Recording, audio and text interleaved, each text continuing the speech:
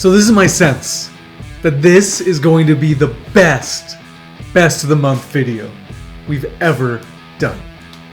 Why do you get that sense? There's so many games to talk about today. Well, okay.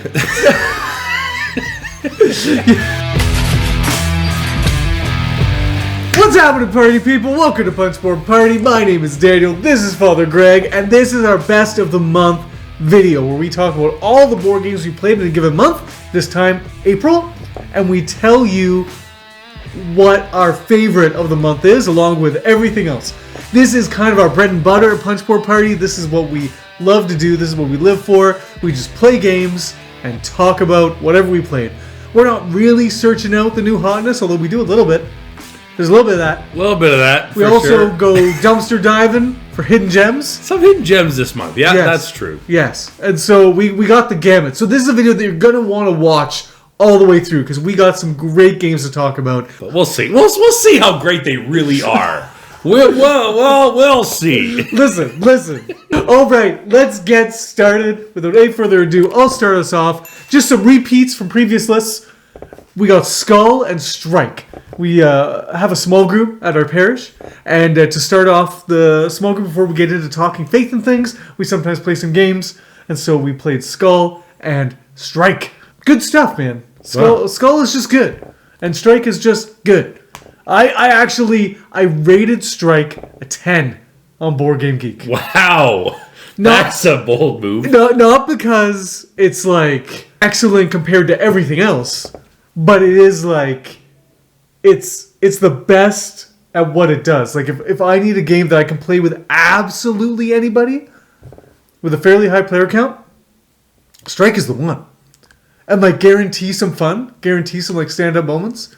So it got 10 out of 10 for me. Wow. Well, that's something. What's Skull get for you? Skull's an 8. An 8? Okay. I think. Okay. Yeah. Okay. Skull's high. Cool. Skull's high. Yeah. Cool. Great. Well, I played we played together a game of Dingopolis. Hey! Yeah, we did. It was at the tail end of March. That's right. Right at the very end of March. Didn't make our last video, apparently. So yeah, Dingopolis, a game where you stack tiles on top of other tiles. And, you do stuff with them. It's all right. It's pretty good. Very big. Well, I was actually... So last time we talked about this game, I talked about how chaotic it is. It still is that, but Father Greg's presence during this playthrough helped me realize that I was playing a rule incredibly wrong. That's true. We did get one rule on. So every time we would play a round, I would shuffle up all the cards that were played, back in with the discard pile, back in with the main deck, and we would shuffle up new cards. Because that's what happens when you play out all the cards and the deck is done and now you have the discard pile only left. Then you reshuffle everything, then you add new tiles to the board that have now been constructed, that you can now have cards to play with those tiles. And I thought you just did that every single round. You don't. And so that really, in that game, I felt the chaotic nature of it just sort of pare down just a little bit as soon as we made that change. And it makes the game better. For sure. There's a good reason that rule in there. Yes. Sure, some degree of consistency. So don't play Dingopolis wrong. That's right. If you play it right, it's pretty good. I still really like this. It's enjoyable. It's like area majority meets, I don't know, vertical tile placement. Like build it up. With some engine building. A little bit, yeah. Yeah, where you're kind of comboing. There's 3 main actions, and you have card powers that you can assign to those 3 actions. So that when you do those actions, you do those other things as well. Yeah. It's not a huge, beef up, but it's significant. And then I played Fantasy Realms. Fantasy Realms, I've talked about it a lot, but... Again, do you know what Fantasy Realms does in this house? No. Holds up this light. Oh, yeah. I mean, that's true. That's a weird thing for it to do. You should play it. It takes 5 minutes. It's great. Really enjoyable. No, I like Fantasy Realms. Cool. I'm just teasing. Okay, so a game that we both love to pieces. Played another game of Beer and Bread. Played this with you. Okay. Played this with some other people. Beer and Bread might be my most played this month, potentially. Wow. I played with Sarah while she was having contractions, about to give birth to Eleanor. That's wow. Yeah. Yeah. Okay. Yeah, I played this with you. Yeah. After Eleanor was born. Played this with another buddy, Tim. And played this with a man named Darren at a board game convention who was sitting by himself. And now, which of those was your favorite experience? Which of those 4 ranked the highest? The contracting spouse, I think, is probably... it's the most memorable. Weird anyway. answer, but good answer. So yeah, I've just been really enjoying Beer and Bread. I love the mid-weight 2010 circa Euro. And this just kind of crams that into a nice like half hour, 45-minute play, 2 players. Again, people are going to complain that this doesn't really like bring anything new to the table. This is kind of another one. If you watched our Is the Golden Age of Board Games Over video, this is kind of one of those things where people are going to say, what's new? I'm like, well, what's new is that you get like the kind of most streamlined Euro experience in a really nice package with some really cool choices. There's some really cool choices to make here. Got 1 card, but you can do 3 things with it. What you gonna do? And I love the alternating years where you're either going to be passing cards back and forth, which I thought was going to be the better year because you have more resources to choose from, you have more cards that you're seeing, but it's actually the worst because you can't guarantee. That's like, right. You can't guarantee that the cards that you want to like make for Beer and Bread, you can actually do that because You can plan more in the fall seasons Yes. when there's not much going on. You you have see more what control. you've got in your hand. Yes. So that was an interesting surprise that I've been having a lot of fun with. Then I played a game of Merv. Merv, Heart of the Silk Road. Merv. Hey, Marv! So I always think of Home Alone whenever I play that game. But So this is your second play? yes. Yep. Yeah, okay. Yep. And yeah, it's a good game. I really enjoy Merv. Now what's the weight of this? It's like, I don't know. I tend to rate games higher. So like I might give this a 4. You would probably maybe give it a 3, maybe a 3.5. Yeah, I think that's... Is there some like fiddly... When I look at it, I'm like, I think I would really like this game, but I wonder if there's like some fiddly rules that I would forget all the time. No, I think the rule set is pretty fairly straightforward. There's a few little things, but yeah, I don't think the rules are too complex. Sweet. Yeah. No, that's great. Okay, so I was feeling a little tired, but I was happy to be invited over to Marion Dallas's house to play games with you as well, you know. And set out on the table was Brass Lancashire. Was it ever? Just waiting for us. Wow. And I was not in the mood to play a heavy board game. I was in the mood. I had like Coloretto and Strike packed. I was in the mood for some nice light family fun. That's right. And here we go with Brass Lancashire. Oh boy. Now, here's what I gotta say. I rate Brass Birmingham a 7. Okay. It's an average game for me. Wow. It's fine. I see the brilliance of it, but the brilliance does not entice me. It doesn't impress me much. Right. Shania Twain. That's right. Always have to have a Shania Twain reference, or else your life is meaningless. Brass Lancashire gets a 7.5. 0.5 increase. That's right. I liked Lancashire. I thought it was really cool. The stuff that Birmingham adds, it does feel like a Lancashire with an expansion attached to it. Dave made that comment, and I was like, that's about right. And so I think when I'm playing a game that demands a lot of my brain, I appreciate when there's a few less things to keep track of. And so Lancashire provides that. Right. Where I have a few less things to think about, but I still have the same crunchy decisions to make, same decisions to kind of play with and figure out. I did an interesting strategy where I went all debt all the time, all day. And Built some shipyards. built some shipyards. Worked out, you know. I wasn't too far behind the kind of head of the pack. I didn't win. Right. I was in the middle, but Yeah, impressed. for a while it looked like you were going to pull it If out. the game ended quicker, but it didn't. That's fine. Yeah, no, I too agree. I often put them like side by side in my rankings. I don't like really rank each of them separately. Right. But yeah, if I'm pulling one out, it's probably Brass Lancashire. Yeah, okay. Sweet. So yeah, cool. The next one that I played was Corinth. The nice little Days of Wonder Wow. adventure into roll and writing.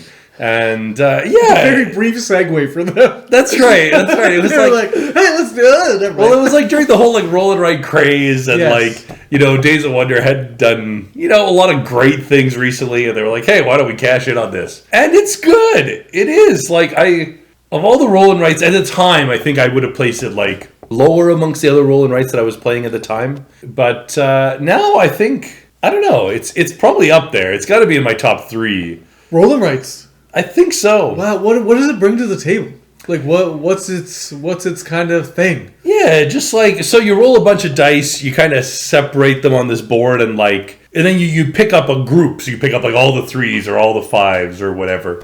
But you can unlock different abilities. You can unlock more dice, so you'll have more dice on your turn than your opponents do on theirs and stuff like neat. that. And then you you move this little guy around, you unlock some little special powers, and yeah, it's just a roll, pick up a bunch of dice, do with the dice. You're just like coloring in different little olive jars or grapes, or you're moving around town. I don't know, I guess trying to sell them or something, or you're building buildings, Right. getting some camels and some coins. But yeah, it's lovely. Corinth. Yeah. Nice. All right. Also, with Marion Dallas, we played Atelier, the Painter's Studio. Did we ever? And we have realized that it is still the best game ever published. Did we? Did we really? What are your honest thoughts about Atelier?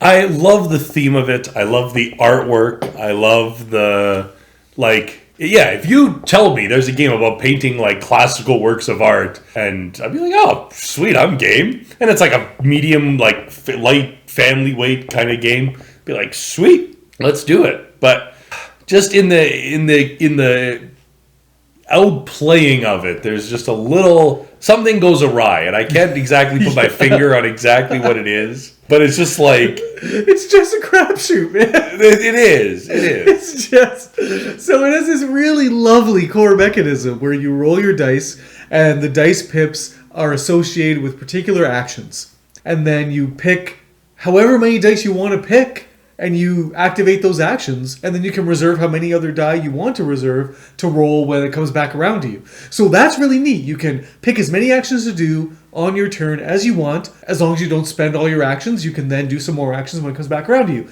That's really cool. And there are tokens that you can re-roll your dice with and those kinds of things. But I think it needs something extra where you can just pick a die face or something. Right. Because there's just not enough control still over these dice to do what you want to do. Right. You need to roll 4s. Mm-hmm. You just need to. That's right. And if you're not, your game is hooped. That's right. So that's just too much hinges on the die roll. But the mechanism and the choices, it works. It's just you need weighted dice or something. That's right. To be these roll 4s more often. That's right. So that you can actually do what you need to do. But I still love it. I still just come back to this, and I'm maybe it won't be so bad this time. It is. Spoiler. It is. Then me and you sat down and we played, is this a classic? Maybe a classic. I think it is. Kind of an older classic. Russian Railroads. Hot dog. Yeah, good game. I can't remember anything about this game. We didn't play it all that long ago. I know. I remember you're building a railroad. Actually, you got 3 railroads. One's going to Kiev. One's going to, I don't know, the other side of Russia. And the other one, I don't know, is going somewhere else. You're building 3 railroads.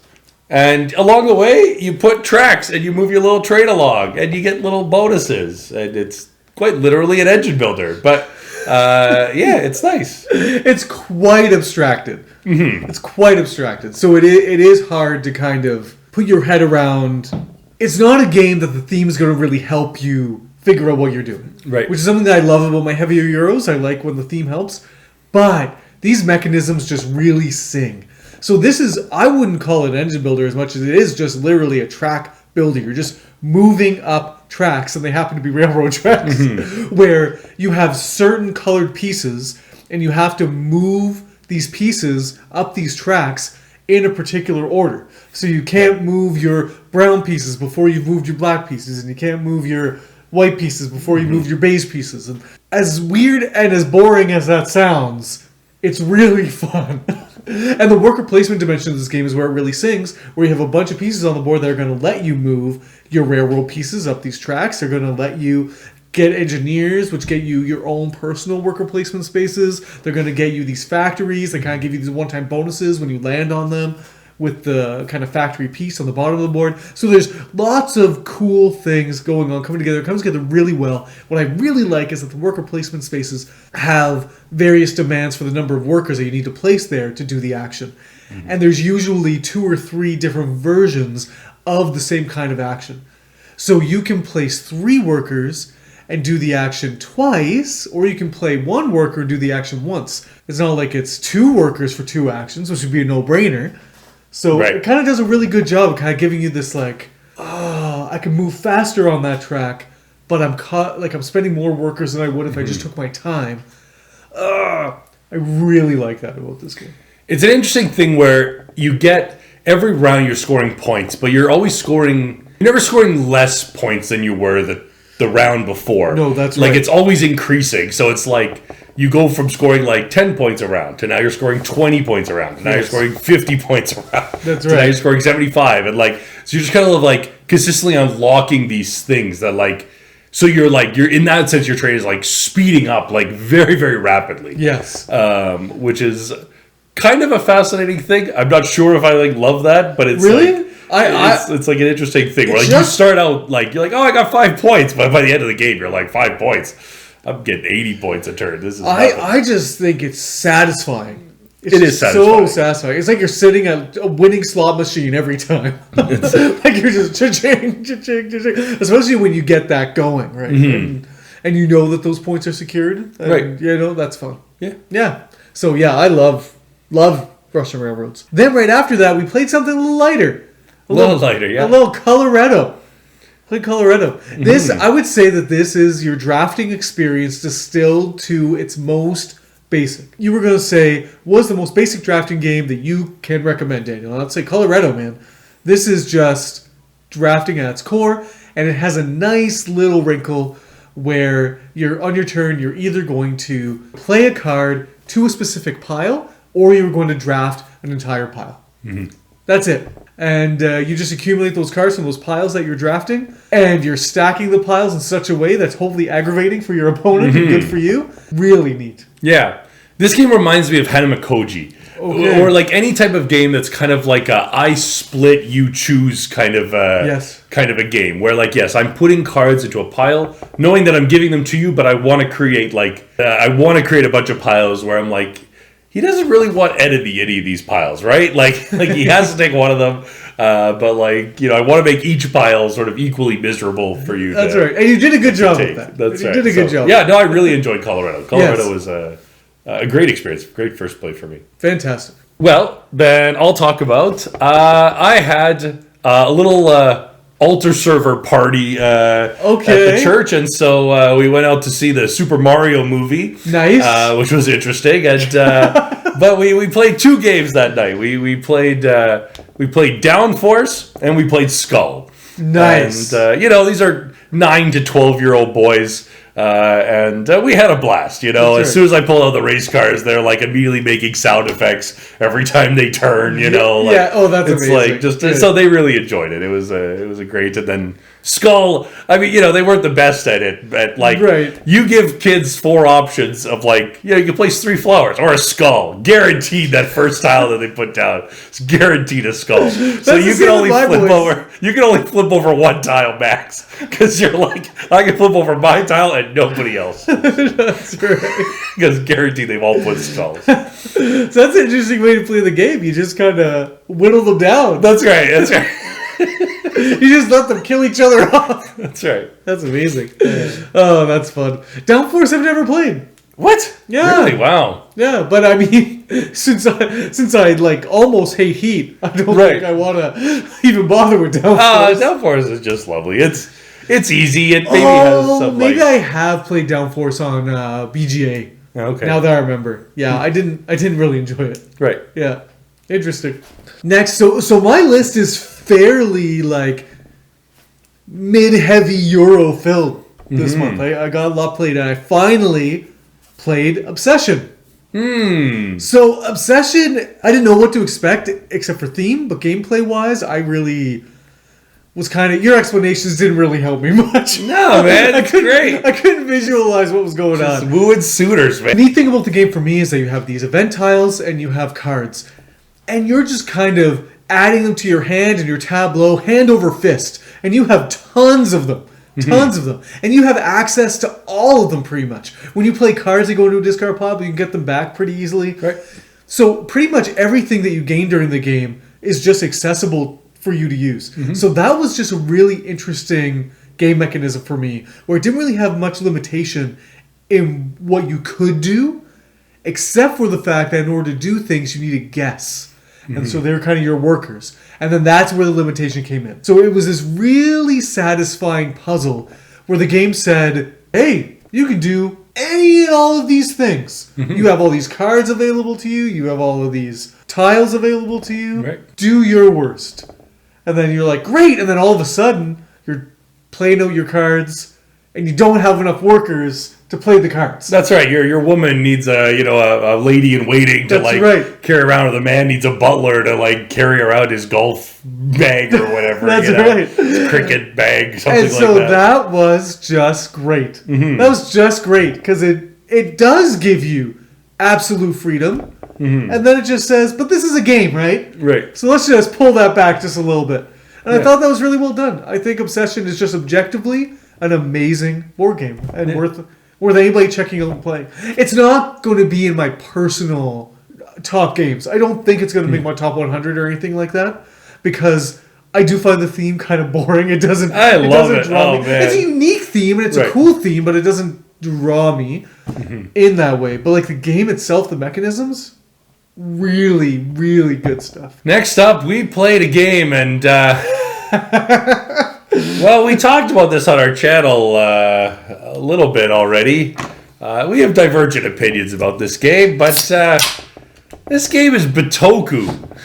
Batoku, I like the company DeVere. I've never played many of their games, but a lot of the games are little small, nice little packages for 2 to 4 players. This is beast.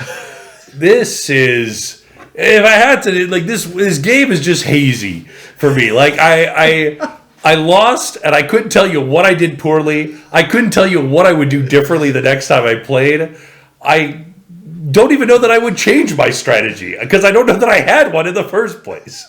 So I was, I could see the attractiveness of it. There's a lot of cool little parts. There's kind of a deck building. There's a worker placement, but there's a limited amount of worker placement spots that not everyone's workers can go everywhere. Right. So it's and there's a tiered worker placement. That's right. You send out your workers, and then there's an option to send them further across the river.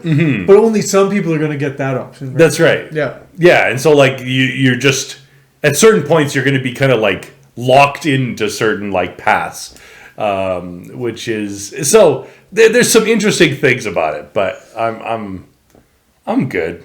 He loves it. Yeah, I'll tell you. I love Batoku. This is so many disparate mechanisms that I think come together. I want to call this a web game or something. I don't know what the name that you would give this kind of game. Point salad is what most people would call it. Right. But there's something different here than point salad. Is that a web salad? Because everything is so interconnected. Point salad really has your different portions of the game board, and you really kind of you go and you have a solitary experience with that piece of the puzzle, and then you come back, and then you do this piece of the puzzle, and then you come back. Whereas this, every aspect of the puzzle requires pieces from the other puzzles to accomplish what you need to do in those other aspects. Does it? Yes! I'm not so sure. But Well, Greg, can I suggest that you lost this game for a reason? Well, no, I entirely... Look, I will entirely grant that I lost this reason because I'm not good at it. That is not my... But what I'm arguing is that the reason you weren't good at it is that you failed to see the interconnectedness of the puzzles. No. You need to go...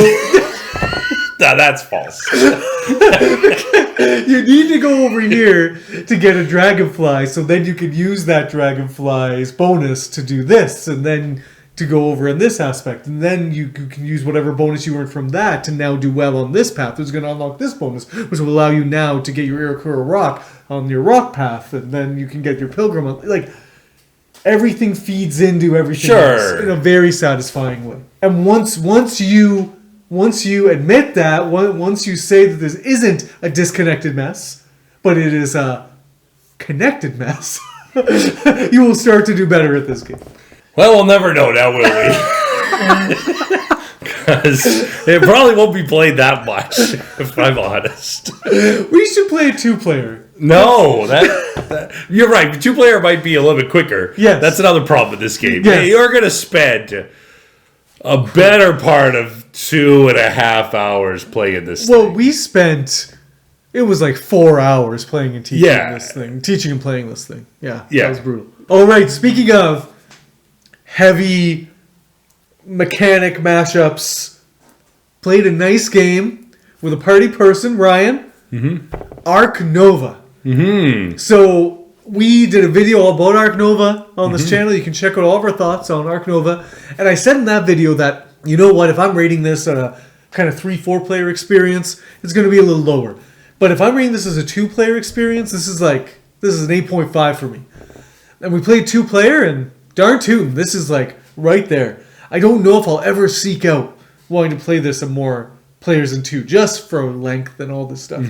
But at 2, this core mechanism of you have these action cards where you play an action card, you put it to the back of the train, where it sits in the train, it's going to be more or less powerful depending on where it sits.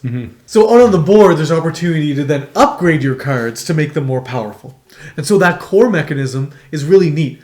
And then on top of that, you have this awesome tried and true tags on cards, kind of pseudo engine building. It doesn't go full hog into engine building like something like Terraforming Mars does, but it does definitely have, you have a few kind of cards. There's these blue cards that they're the ones that kind of give you little bonuses for things. But then the animal cards, it's kind of set collection sort of thing that you're doing. Really neat. And a lot of just these brilliant little choices that really bring the game to life. And so what I kind of discovered, people were saying, is it strategic or is it just tactical? Like, can you just win this game on a right card draw kind of thing? And my sense is that can happen. But in order for that to happen, you need to have done a lot of work to make it so that you can play that big points card that requires another bear and requires you to have played 2 or 3 more cards from a particular region, that also you have these card abilities unlocked onto their other side. And now you can play this card. So if you're going to do a lucky card draw, it's a reward for doing a lot of work to get to that point that you can play that. So it's not going to be just ipso facto. You've had to have been strategic about building to that point. But yes, it could be seen as lucky in a certain sense. But I think this game is all about kind of preparing yourself for 2 or 3 different strategies. And so then when those cards come up, you can then apply them to those strategies. I kind of had 3 things going on, and that was good, because then when the card river kind of dried up with one thing, it then started getting populated with another thing that I had ready. And I was like, okay, great. Yeah. Yeah, I think all going, like, just trying to build nothing but apes is going to cause you a problem. That's right. Having a few contingencies is good. Cool. Yeah, I do like ARK Nova. It's a solid game. Then I went over to Marion Dallas's house, and I played 2 games. Onitama, nice little kind of slimmed down chess with just a few options of ways to move. And then we played a beautiful multiplayer solitaire game of Hadrian's Wall. Okay. And, I haven't played Hadrian's Wall in a long time. Man, Hadrian's Wall is just fun. I love the combo-tastic nature of this game. Yeah. Where it's like, okay, spend a blue meeple, color in that shit. Oh, I get a purple meeple. Okay, I'll spend that purple meeple to do that. That's great. Yeah. Okay, guess what, Father Greg? Want to keep on riding the heavy Euro train? Sure, do I ever? Yeah, man, so we played Agricola. Did we ever? Holy Toledo. At 2, this is a nice, lovely, almost medium Great game. It's funny because when this game was like, this was the first time I've ever played Agricola. Okay. And when I had heard about this game, like in all the reviews and everything, just other people talking about it, like their top 10 lists or just casually, it's like, you have to feed your people. It's rough. And like, it's a pretty tight kind of like economic Euro. And I was like, okay, all right, I'm ready. I'm going to try and like feed my people. It's going to be painful. And the first round, I would say, I felt a little bit of that. First round, I'm like, oh, geez, yeah, it's going to be hard to get 4 food to feed these 2 people. Okay.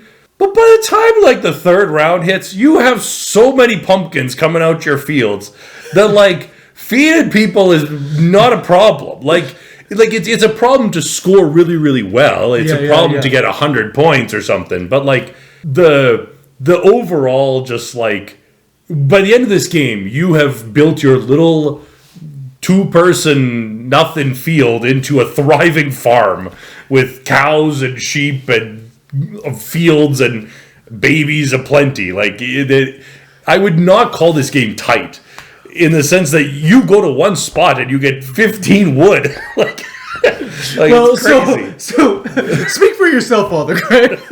While you were having a nice, open, breezy experience, I was scrounging, just trying to get by, trying to get the bills paid, trying to get the. But you weren't. I mean, at the end of the day, you had a fully stone house. You had like a whole nice enclosure of cows. So and pigs. here's the thing: is the first time I ever played this game, I had beggar tiles coming out my wazoo, man. Like, I just could not get a handle on how to play this game. And so it really turned me off the game.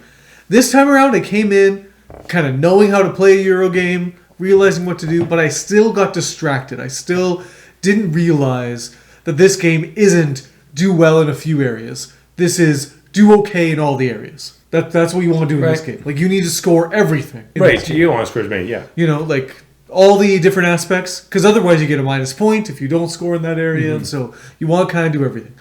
And I underestimated the need for workers because I was afraid of feeding people, so I didn't want to get my worker too quickly. And you having 3 workers most of the game gave you that flexibility that you were feeling that I didn't have.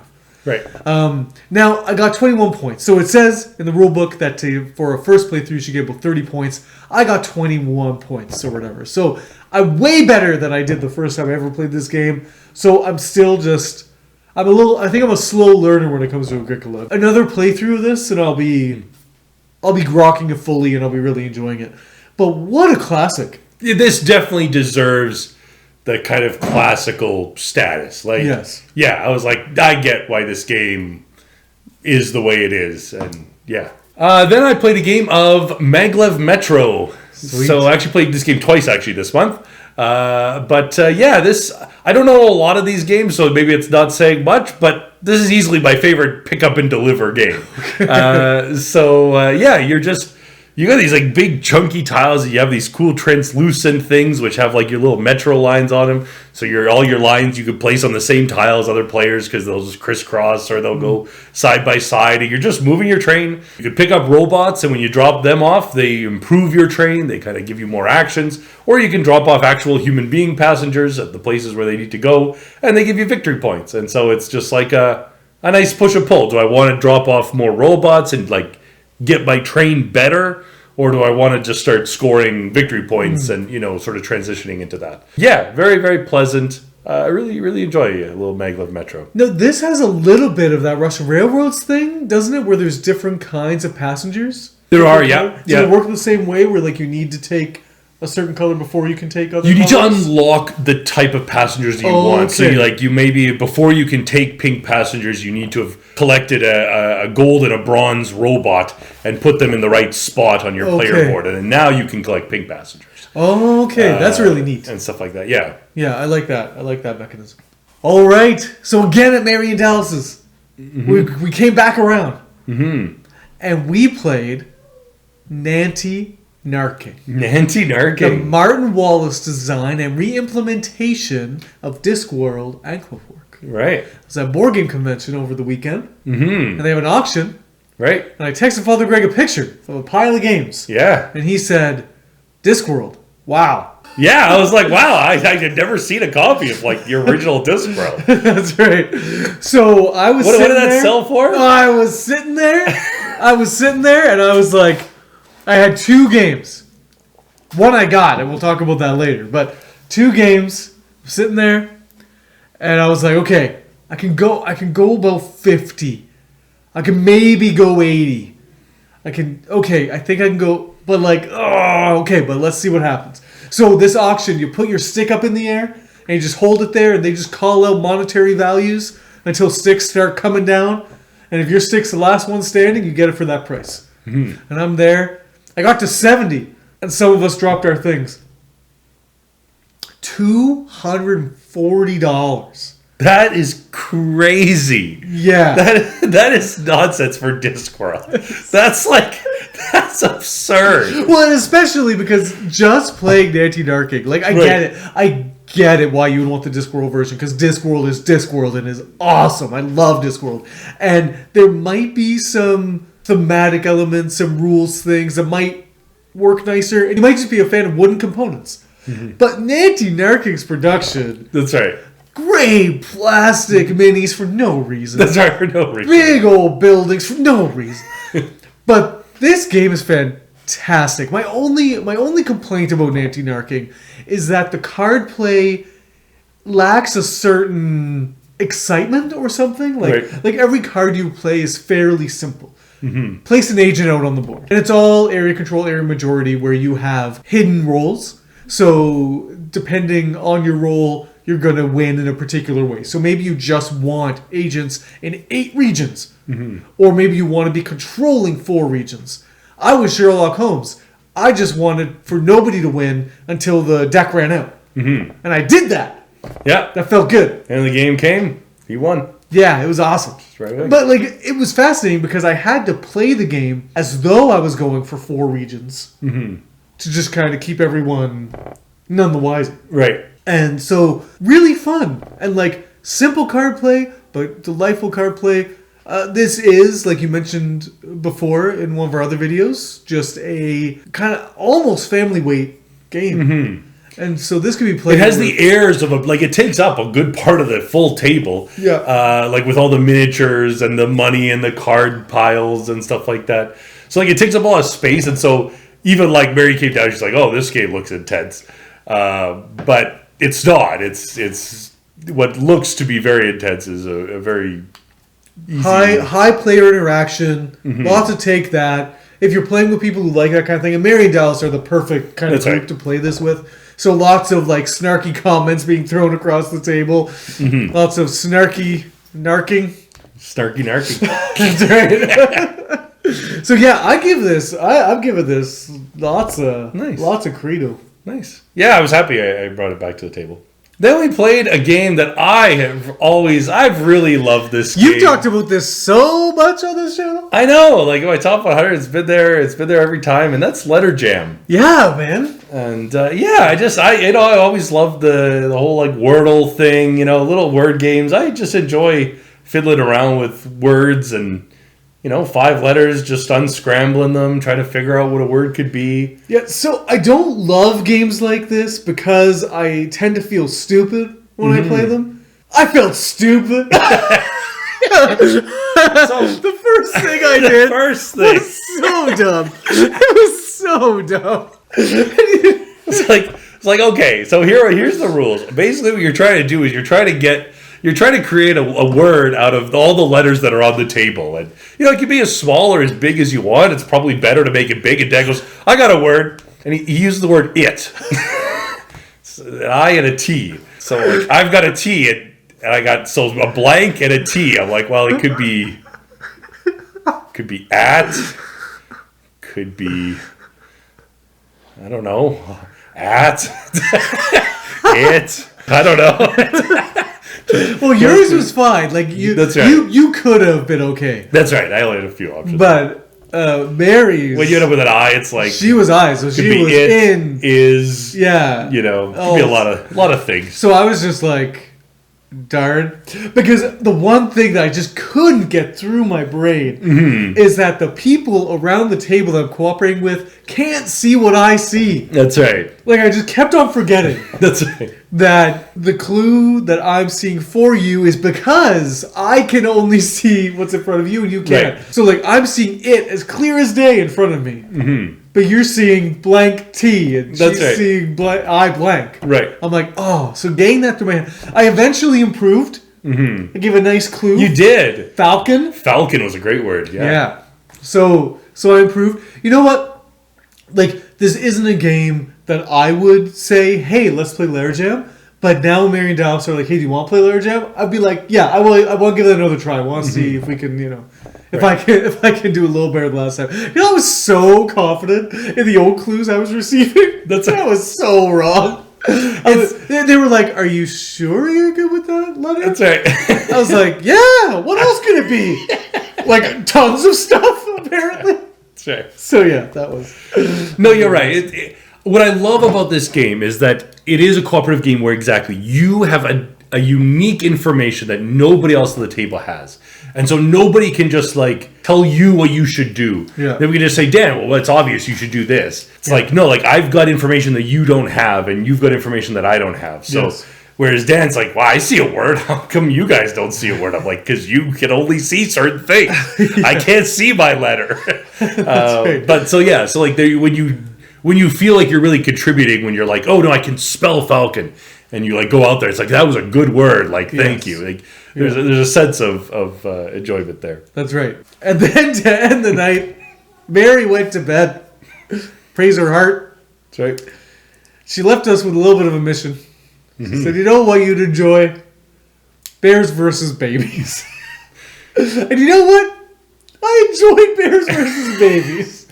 Listen, sure. This game is nothing. This game it's in your line of exploding kittens and that kind of thing. It's the same kind of company, I think. There is one brilliant mechanism in this game that because this game is just so stupid, it doesn't matter. Mm-hmm. But in this game, you can go back into the deck of cards and find a card that you've used instead of drawing cards and doing your normal actions. You can just go kind of pilfering through the trash bin and get that card.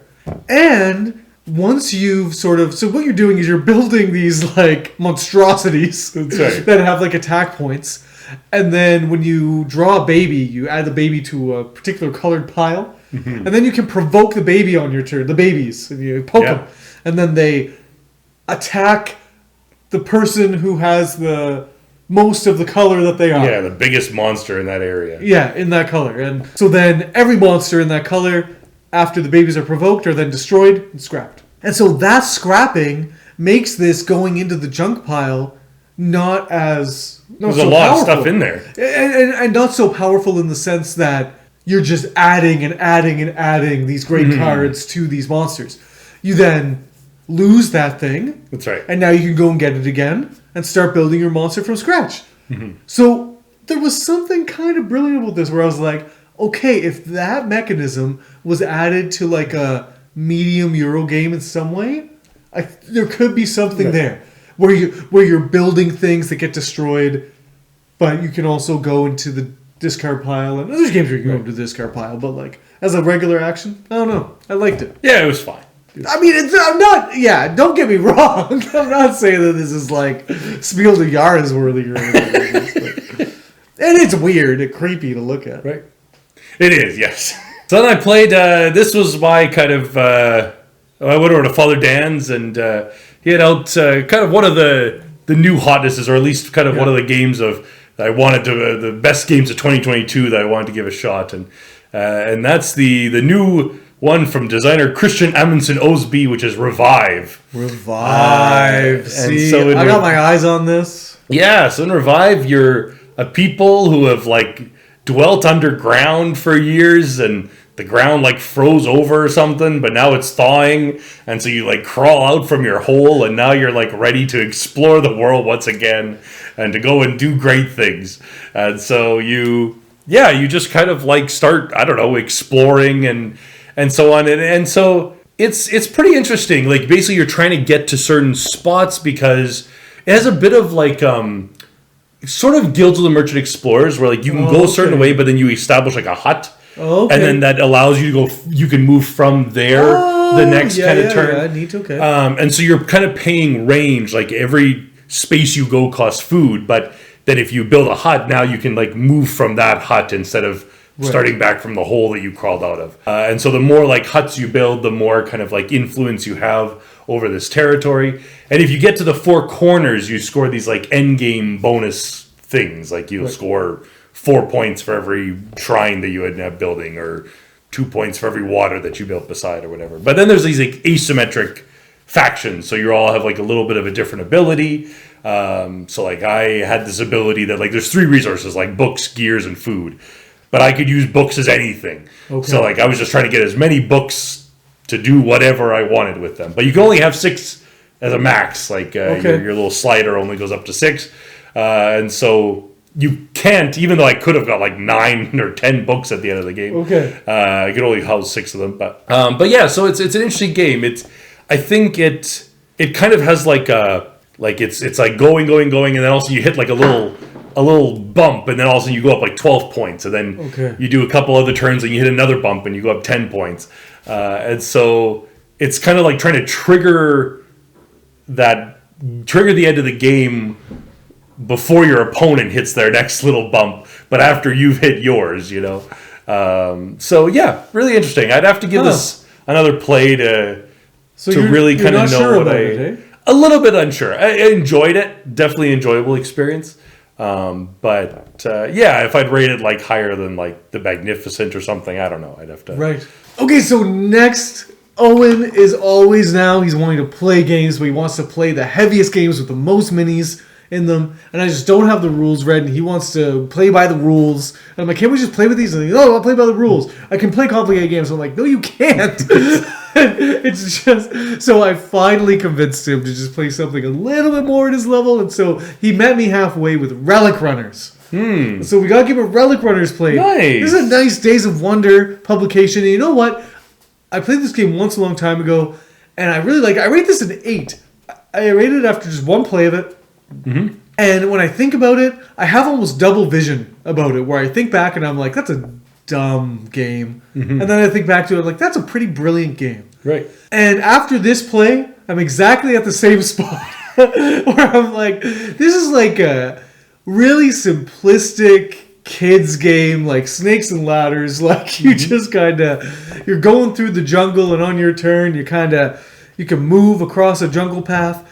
And then if you have some of your own paths built, you can then like move all along those paths. Or you can move all along your paths and then do an additional path. And that's kind of what you do. And you're stopping at these locations and either building paths or exploring temples. And temples have like one-time abilities or ongoing abilities, so they just have victory points. And once you clear off a temple space, then an artifact appears. And now you have to travel from an artifact to another artifact, and you can collect that artifact. Whatever. But as we were playing, I was like, oh, this is kind of dumb. But Owen could keep up, right? Like, he could do what I was doing, and he could, like, fare pretty well. He made a couple of not optimal decisions, so it was like... But as I was playing, I was like, oh, whatever. But then, little things would happen, where I'd be like, oh, yeah, but if I put my guy here or finish...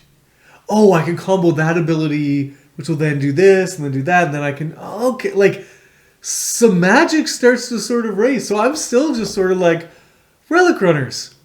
All right. I see you. I see you. Nice. I do like Relic Runners. Yeah. It's fun. Well, the next game, actually, it's a game I forgot to mention earlier, but a game that I really enjoy and Dan absolutely hates, and that's Twice as Clever. Another great roll and write. I've never played Twice as Clever, so I can't hate it. But if it's anything like... That's so clever. That's sure. It's twice as clever. What do you mean? That's so clever was clever, but twice as clever is twice as clever. And clever cubed is like exponentially higher. Right, but apparently you hate that. Yeah, it's not as good. But twice as clever is great. Yeah, right. Lovely little game. All right, so we're almost at the end of the month, and the new hotness is just barreling down the track. Copies of Earth are being brought to our local game store but they're like selling online before they're even available in the store. And so I get down there and I reserve myself a copy. I get a copy of Earth. But now I've played a lot of boring theme Euros this month. Mm-hmm. This tipped me over the edge. By the end of this game, my brain was fried. Without anything fun to kind of like encourage my gameplay. Okay. Without anything engaging in the theme. I was just like, huh.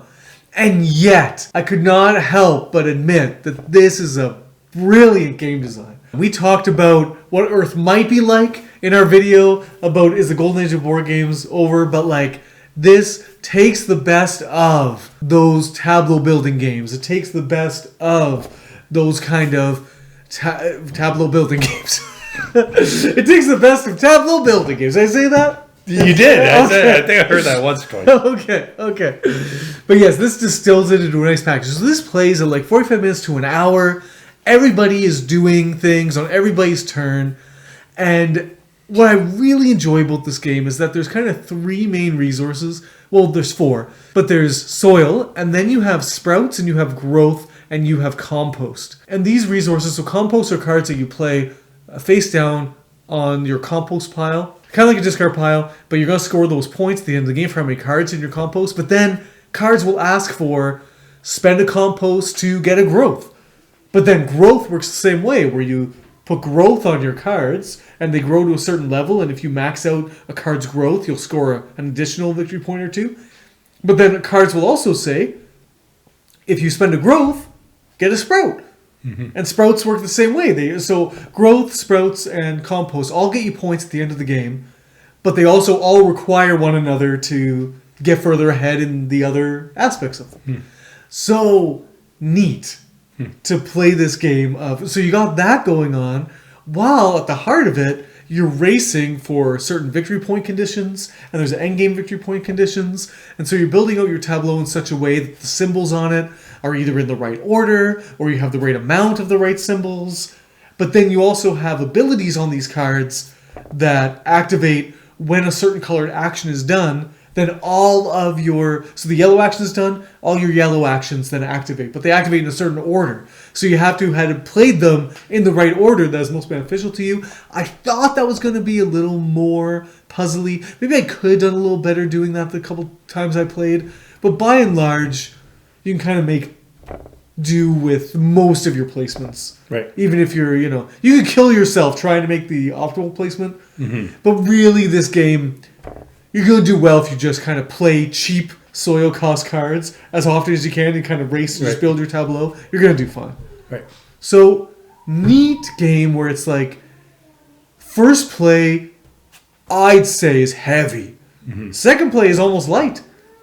Like once you just get over the like, you're holding 20 cards in your hand sometimes in this game. Mm-hmm. And so once you get over just the amount of choices you have and you realize like, okay, let's let these scoring cards determine what I'm going to do, then everything's okay. Nice. Really liked Earth. Then we played, we went over to Dave's just last night, just before the end of April. And we played Tom Vassal's most hated game of all time. A game he hated so much he threw off the roof of a building. That's right. Scored this at the auction. $31 for Vasco de Gama. Wow. I'm happy about that. That's a good deal, yeah? That's a good deal. Yeah, so we played Vasco de Gama. That's right. Kind of classic? I don't know if that's classic, but, Well, it was good. I'll tell you, this is Paulo Mori. This is worker placement. This is high player interaction. Mm-hmm. This is probably like the heart of this game is your kind of worker placement action selection mechanism where on your turn you're going to take a number disc, put it on your worker disc, and then put it out to an action space. And there's a little pawn indicating where on those numbers discs the numbers start to cost you to do those actions. But once everyone places out their action tokens, then you flip over a tile that moves this little pawn. Mm-hmm. So maybe an action that you thought was going to cost you is now going to be free. Or maybe an action you thought was going to be free is now going to cost you. Or maybe an action you thought was going to cost you a little is now going to cost you a lot. Right. That was so fun. Right, That was so fun and funny to watch people like freak out about and like for people to take risks taking like a really low number because you go first based on the lower numbers. Right. So you want to get a lower number, but you don't want to risk spending all your money because money's pretty tight here. Yep. And this game is held together by this kind of navigation track where you have all these ships that you're getting crew for, and you're putting your crew on your ships, and you're moving them out. And then when you put a ship on a space, you get points, and you get a little ability, a little boost. But then at the end of the round, these ships are going to move up as long as the number on the ship isn't lower than the next number available spot that it can go to. And so you keep on moving that up. And so as the game goes on, you're other ships get in your way. They're bumping you out of spots. Yes, and you have opportunities to score more and more points as that goes on. Right. You can build right into rows that are higher up on the board, and that's kind of the heartbeat. You were blown away. There's some of us around the table that would like throughout the game. We were like, "This is good. This is good. Right. Oh, great. Oh, yeah. What's the problem?" I do think Tom Vassel's wrong about this game for sure. No, it's an interesting game. I think there's a lot of decision space in this game, and a lot of points that what is sometimes obvious for you as to what you're going to do takes the person next to you like a good 5 minutes to discern. Yes. And you're just like, just take the 18 tile. Sacred Heart of Jesus, just take the 18. What was wrong with you? Just take the 18. They're like, well, I want it, but it's the 18. But then and like they're trying to figure out something in their mind, and like they're trying to like ruminate. Well, I have to get this number here because I have to do this before I go here because all your numbers go in, like that's the turn that the actions are taken in. So I need to get shipmates before I launch my ship so that I can sail it and so on. So you have to kind of arrange these things. But like it's because of that, I would say the game was like a little bit too long. Yes. Like it takes a long time because there's a lot of decisions. Yes. Like you're like, oh, we're just gonna draft kind of our turn order, and it seems like, oh, that should go pretty fast. It doesn't. Like that takes a good 20 minutes sometimes to draft your turn order. So earlier in the game it was taking long because we had no idea what we were doing. Right. And then later in the game it was taking long because like the end game was at stake, and so everybody was like trying to like eke out those last few big moves. Right. Yeah. No. That would be my only hesitancy. I love the game, the player interaction, the kind of take that like you take the first player token and like you steal it from other players, but it's like really good because it gives you 2 points or 4 points. Great game. Lots of player interaction, like stealing different players, like powers from them, like getting in each other's ways as they launch their ships. So like if you like a little bit of, not necessarily take that, but at least like getting in each other's way. There's a hefty amount of that. Well, this can't be accused for being a multiplayer solitaire. No. Yeah, very much not so. But yeah, maybe just a little bit too long for my taste. The last game I played this month, Sabika. So this is Yerman P. Milan's other design, or one of his other designs. Same guy who did Batoku.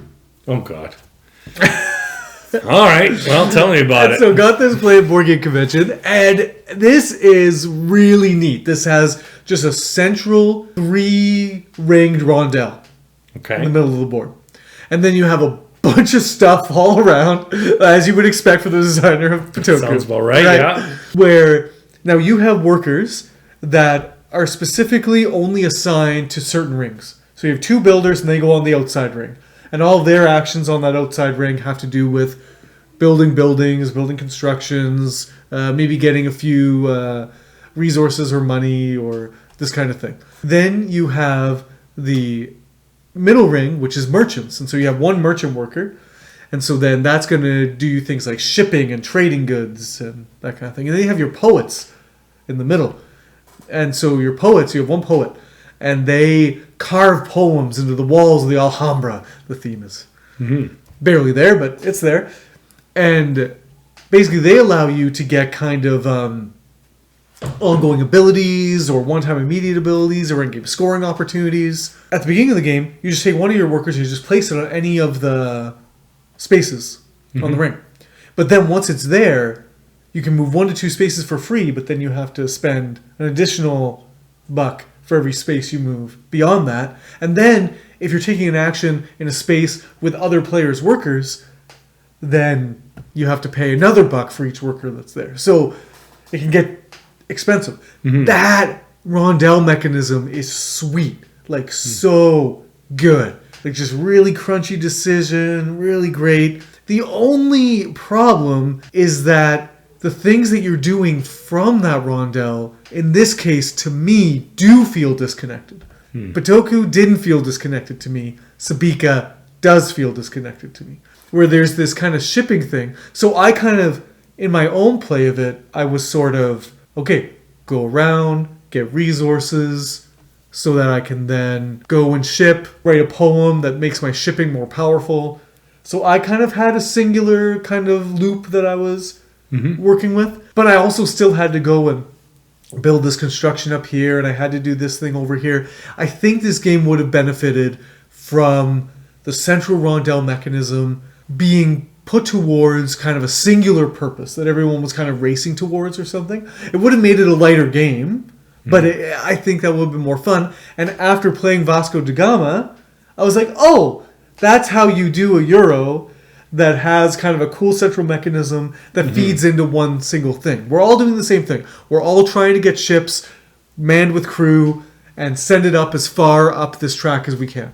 We're all using this action order mechanism thing to do that. Right. And Sabika has the cooler central mechanism than something like Batoku, for instance, but it just gets a little frayed and fractured. This game gets carried by that central game mechanism, and I would gladly play this again. But a lot of people are saying that this is a better design than Batoku, and that he's getting better designs. I prefer Batoku, but I still like this a lot. Sabika's kind of cool. Okay. And then the last game we played Vasco de Gama together, but then Dan decided to go home. That's right. He's lame. Yes. But True, then... true. I'm glad I came home. Ellie was fussy. we finished off with the game of Isle of Skye. Isle of Skye is just a great game. Man, it's just so good. I love tile placement. Like, for me, if I'm at a game night and you just pull out Carcassonne, I am entirely pleased. Yeah. And when you pull out Carcassonne and you add bidding to it over tiles, I'm like, this is amazing. Right. Love it. And yeah, just there's a lot of different ways of scoring. Like, every game's different because you put out different scoring tiles.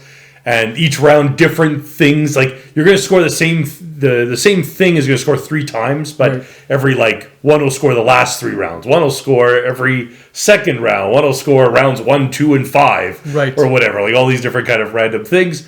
And so, yeah, you're just kind of aiming for all these different tiles to score. Just a lovely game. Man, I love Oscar. Yeah, that's sweet. I haven't played it in a long time. I've only played it once.